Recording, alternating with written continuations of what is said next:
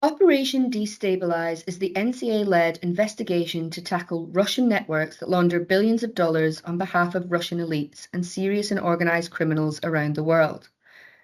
The two main networks involved are SMART, headed up by Ekaterina Zhdanova, and TGR, run by Georgi Rossi.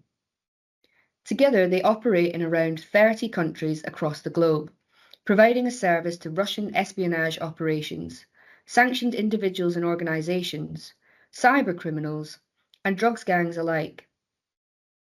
They do this by collecting funds in one jurisdiction and making the equivalent value available in another, often by swapping cryptocurrency for cash.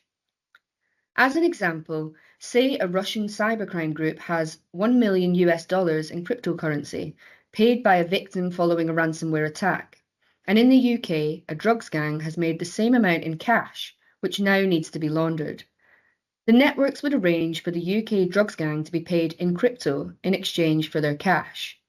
The cash would then be laundered out of the country through cash-rich businesses such as construction companies, and further laundered through a series of international business accounts.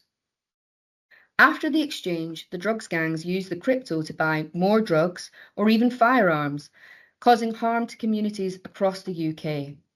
And the equivalent value of cash would make its way back to the Russian cyber criminals.